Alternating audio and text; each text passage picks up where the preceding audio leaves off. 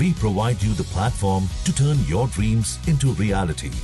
Give wings to your aspirations with KR Mangalam University. Iran क्या झुकने को तैयार नहीं है? ट्रंप की शर्तों पर ईरान क्यों है मौन? क्या युद्ध टला है या सिर्फ आगे बढ़ा है? आखिर ट्रंप से बातचीत में दिलचस्पी क्यों नहीं दिखा रहा ईरान? नमस्कार, मैं हूं दीपिका पांडे और आप देख रहे हैं जागरण न्यूज़। और आज बात उस खबर की जिस पर पूरी दुनिया की नजरें टिकी हुई हैं। क्या खाड़ी में युद्ध टल गया है या फिर ये सिर्फ एक बड़े तूफान से पहले की शांति है? अमेरिका के राष्ट्रपति डोनाल्ड ट्रंप ने पाकिस्तान की गुजारिश पर ईरान के साथ युद्ध विराम यानी कि सीज फायर बढ़ाने का फैसला तो कर लिया, लेकिन कहानी में एक बड़ा ट्विस्ट है। ट्रंप कह रहे हैं हम हमला नहीं करेंगे पर ईरान के बंदरगाहों की घेराबंदी जारी रखेंगे। लेकिन सवाल ये है कि इधर ट्रंप ने जेडी वेंस को भेजने की तैयारी की, उधर ईरान ने हाथ खींच लिए। ईरान बातचीत की मेज पर आने से कतरा क्यों रहा है? वो इतना बेपरवाह क्यों है? चलिए आपको इस रिपोर्ट में इस पूरे तनाव का इनसाइड ट्रैक समझाते हैं।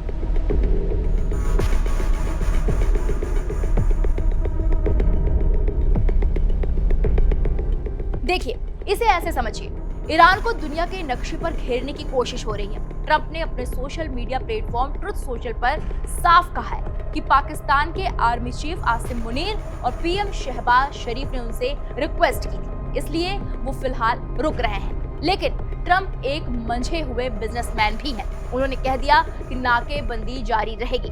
अब ईरान के विदेश मंत्री अब्बास अरागची का गुस्सा देखिए। वो कह रहे हैं कि अगर आप हमारे जहाजों को रोकेंगे, हमारे व्यापार को रोकेंगे, तो ये युद्ध विराम कैसा?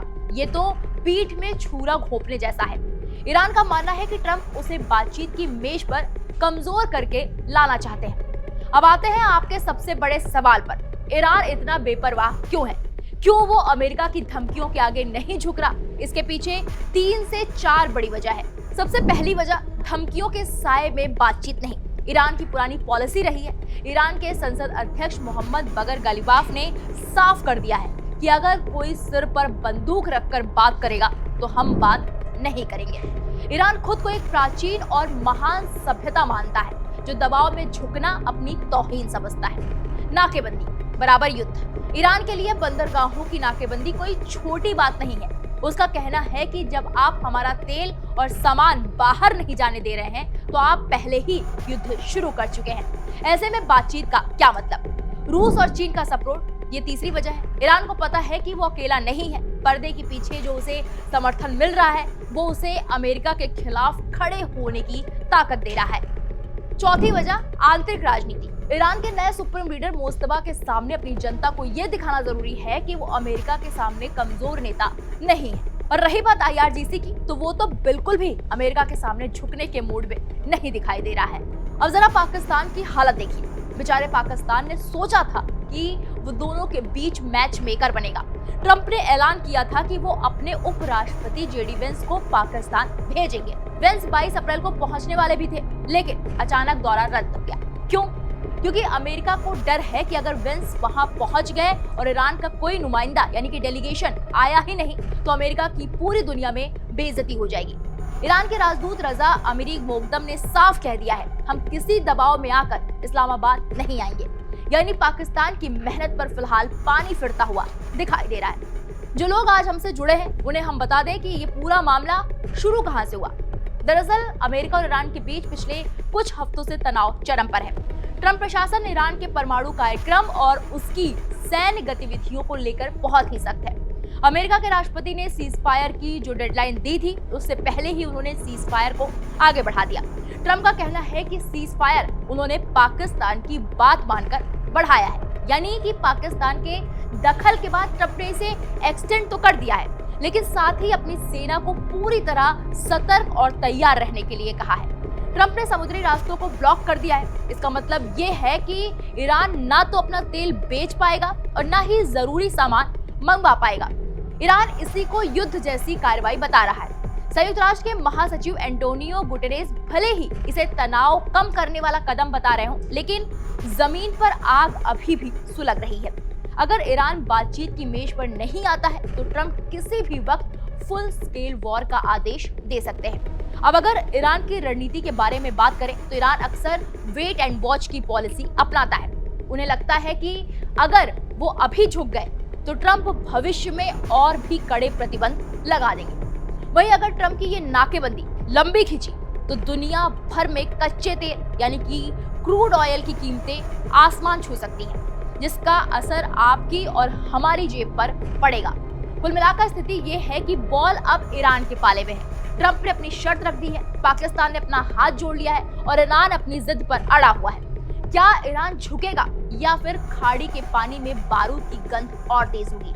हाँ, ईरान के बेपरवाह होने के पीछे एक और वजह हो सकती है, जिसका जिक्र defence expert retired captain Anil Gaur ने हाल ही में किया था। उन्होंने क्या कुछ कहा था, आइए आपको सुनवाते हैं। देखिए, ऐसा है कि पहली बात तो ईरान कभी चाहता ही नहीं था कि पाकिस्तान जो है वो एक मीडिएटर बने, क्योंकि उसको कोई भरोसा नहीं था पाकिस्तान के ऊपर। और यही बात जो है बिल्कुल सामने आ गई, क्योंकि जो ड्राफ्ट ईरान ने पाकिस्तान को दिया, वो जो है ड्राफ्ट जो है उसके अंदर जो शर्तें थी वो सारी की सारी जो है वो अमेरिका के पास नहीं पहुंची। और उसमें एक बहुत बड़ी शर्त थी कि जो लड़ाई है हर फ्रंट पे रुकनी चाहिए। इसका मतलब हमास, हिजबुल्ला और हुती के खिलाफ भी जो लड़ाई है वो बंद होनी चाहिए। पर लेबनान में आपको पता है हिजबुल्ला के गढ़ है जो इजराइल अटैक कर रहा है, उसके बारे में कोई बातचीत अमेरिका के ने साफ, जेडी वैंस ने साफ बोल दिया कि ये इसके बारे में तो बात हुई नहीं, ना ये हमें बताया गया।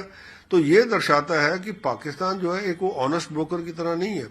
पाकिस्तान भी अपना एक, वो कहते हैं ना, रोटियां सेकने वाली बात है कि ठीक है जी, जो अच्छा लगे उधर से इधर बोलता है कि जी ये था उसके अंदर, अगर था तो उसने अमेरिका को क्यों नहीं दिया। और जो ट्वीट अमेरिका ने उसको ड्राफ्ट करके दिया वही उसके प्राइम मिनिस्टर ने आगे ट्वीट कर दिया, और उसके अंदर वो भी वर्ड्स हैं that this draft is for prime minister of Pakistan.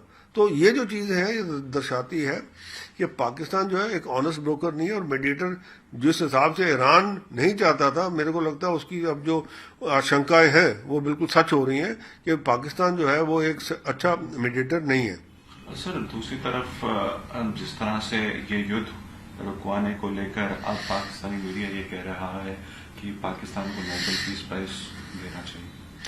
देखिए, बड़ा हास्यजनक बात है कि एक टेररिस्ट स्टेट जो है जिसके बार बार यूएन में भी जिक्र आता है और इसके लिए इसका सिक्योरिटी काउंसिल में रेजोल्यूशंस भी मूव हुए हैं कि इसको टेररिस्ट स्टेट डिक्लेयर किया जाए, जिसके पास यहाँ पे दुनिया के जो माने हुए टेररिस्ट हैं, जिनके ऊपर बाउंटी है, जिनके ऊपर यूनाइटेड नेशन प्रोस्क्राइब टेररिस्ट हैं, वो भी इस देश के अंदर है। और ऑपरेशन सिंदूर में सारा का सारा सामने आ गया है। वो आज ये सोचता है कि जी मैं अब बड़ा पीसफुल वाला बंदा हो गया हूं तो मेरे को नोबेल प्राइज मिलना चाहिए।